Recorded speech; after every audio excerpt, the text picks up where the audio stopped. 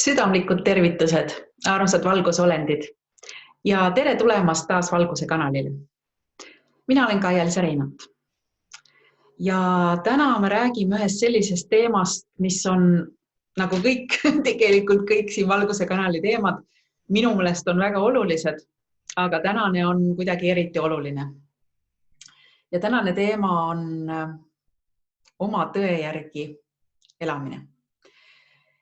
Paljud inimesed on minult küsinud, et mida see tähendab oma tõe järgi elamine, et ma olen enda kogemusest hästi palju rääkinud just seoses sellega oma tõe järgi elamisega, et minul on olnud see kogemus nagu kõige keerulisem ja kõige raskem terves siin selle praeguse elu jooksul mulle tundub, sellepärast et need, kes jälle teavad mind, kes on mu kursustel loengutes käinud, siis ma loomulikult toon näiteid enda kohta, sest mul teisi kogemusi ei ole.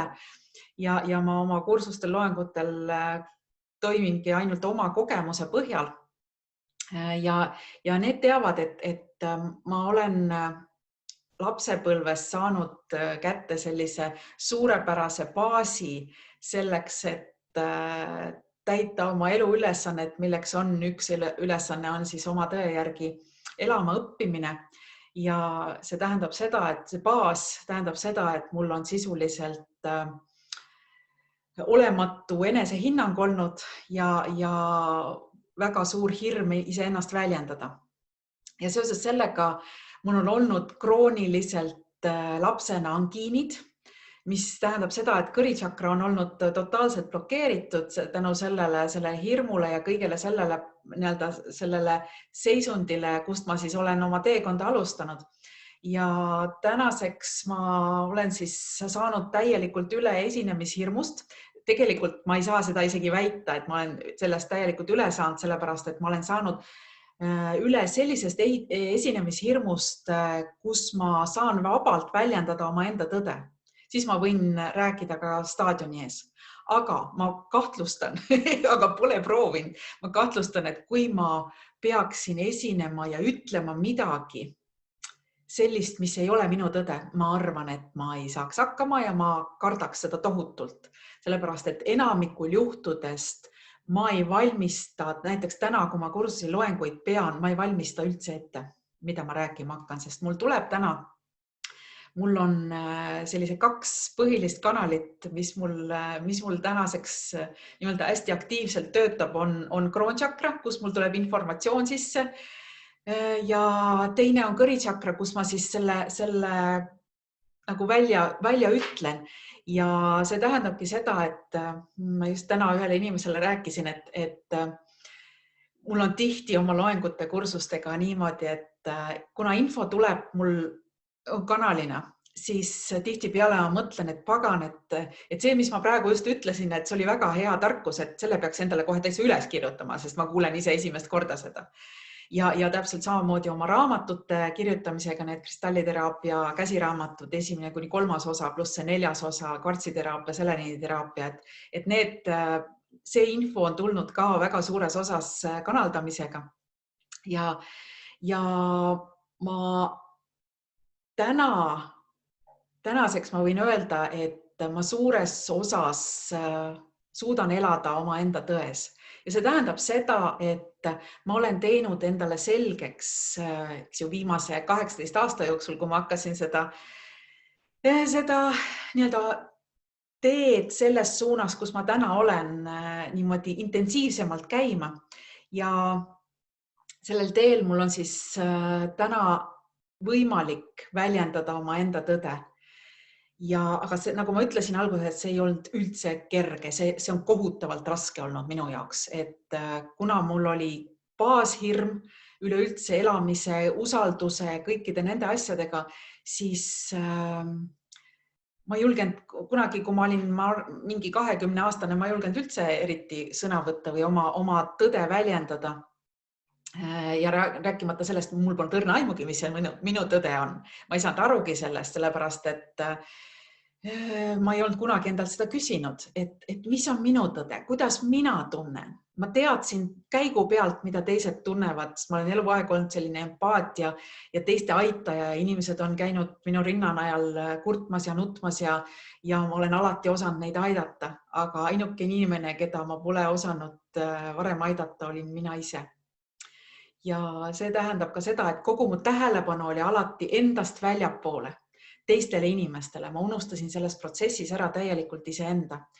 Ja loomulikult, kui ma ei olnud keskendunud iseendale, mul polnud õrna aimugi, mis see minu tõde on. Kuidas mina tunnen tegelikult mingis olukorras, mida ma arvan mingis olukorras, sest ma pigem kuulasin teisi, ma ei väljendanud enda tõde või ma isegi ei mõelnud selle peale, kuna ma ei usaldanud ei teisi ega ka kõige vähem iseennast, siis ma ei arvanudki, et see, kuidas mina tunnen või mina arvan asjadest, on üldse oluline või tähtis või õige. Ja vot sellises seisundis ma siis alustasin 18 aastat tagasi enda taasleidmist läbi selle, et avastasingi, et kes ma siis olen, mis mulle tegelikult meeldib, mis mulle ei meeldi ja nii edasi. Üks on teada saada, aga hoopis keerulisem on seda väljendada, eriti kui hirm on tohutult suur selle ees, mida kõik teised arvavad. Ja see on minu meelest meie praeguse ühiskonna üks selline kõige suurem pandeemia. Hirm teiste inimeste arvamuse ees ja seda ma näen ka praegu. Selles seisundis täna oli see päev, ma küll salvestan selle video praegu kolmapäeval, 25. novembril, aga ma panen ta üles ilmselt paar päeva hiljem, sest mul on järjekorras ees ootamas väga palju videosid juba.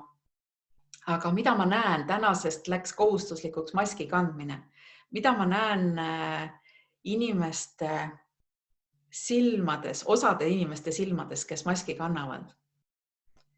Ma näen ühte väga olulist emotsiooni seal on häbi. Häbitunne selle ees, hingel on nagu justkui häbi, sest inimene ei väljenda läbi oma kogu tegevuse, kogu elamise, kogu selle omaenda tõde. Ma näen, osad inimesed kannavad rõõmsalt maski, sest neil on teine asi silmis, hirm. Aga need, osadel, kellel ei ole hirm, siis kannavad seda hoolimata sellest, sest neil on hirm, mida teised arvavad ja tegelikult sees häbi, et nad ei ole julgenud enda eest, oma tõe eest seista. Ja see on üks selline asi, mida ma näen, mis meie hinge tohutult paneb kannatama või räsib meie hinge. Sellepärast, et kui me ei väljenda oma enda tõde, kui me ei julge seista enda eest, kui me ei julge öelda, mis mulle tegelikult meeldib ja mis mulle ei meeldi, millega ma olen nõus ja millega ma ei ole nõus, siis toimub see, et sellel hetkel me hülgame iseenda. Ja see on üks kõige suurem karuteene üldse, mis me saame endale teha, on see, kui me hülgame iseenda. Ja loomulikult ma saan aru, kui minult oleks keegi 10 või 20 aastat tagasi mulle seda sama juttu rääkinud, siis minul oleksid silmad läinud niimoodi hirmust suureks, sellepärast, et kuna ma ei olnud sel hetkel veel teadlik, kes mina tegelikult olen ja mis on minu tõde ja mida ma tegelikult tunnen ja isegi kui ma tean, mis ma tegelikult tunnen, ma seda ei usaldanud, siis tõenäoliselt ma poleks ka julgenud täna ilma maskita käia, seda, mis ma teen täna. Ja nii kaua, kui ma elan ja hingan, siis ma arvan, et ma ei pane maski ette. Ja seda sellepärast, et see läheb täielikult risti vastu minu tõega, minu arusaamaga maailmast, minu arusaamaga kõikidest süsteemidest, mis siin maailmas on. Ma kahjuks tean liiga palju, ma kahjuks näen liiga palju. Kahjuks on jutumärkides, aga nii see on, et mida rohkem me inimestena teada saame, teadlikuks saame asjade kohta, mis ümberringi toimub, suurem on tõenäosus, et me suudame käia oma enda tõe järgi ja elada seda ja väljendada seda julgelt, sest minu meelest kõige julgemad inimesed, ma olen alati imetlenud neid, on need, kes julgevad oma tõe järgi elada, tõe järgi toimida. Mina olen olnud see inimene, kes pole seda julgenud teha väga pikka aega. Ja nüüd on mul võimalus toimida teisiti. Nii et kui sa vähegi tead, mis su tõde on, mis on sinu põhimõtted, kus sa näed, et midagi on valesti, mis ei lähe kokku sinu enda tõega, siis me ei pea isegi mitte vastu hakkama või väljendama või minema konflikti, ma üldse ei mõtle seda, vaid on see, et täiesti rahumeelselt jääda endale kindlaks ja ütelda. Näiteks mina ütlen maskidele tänan ei. Ma ütlen ka vaktsiinidele tänan ei. Ja ma ütlen üleüldse sellele praegusele seisundile maailmas tänan ei. Ja kui see on sinu tõde, siis kui sa tunned, et sa tahad ja julged, siis väljenda ka sina seda. Nii et see oli minu tänane sõnum oma tõe järgi elamisest. See on võib-olla teistel samamoodi üks kõige raskemaid, aga kõige võimsamaid õppetunde, mis siin praegu 3. dimensioonis ja selle 3. dimensiooni lõpus saab olema. Nii et mina ütlen teile peatse nägemiseni siin samas Valguse kanalil ja ilusat päeva teile kõigile.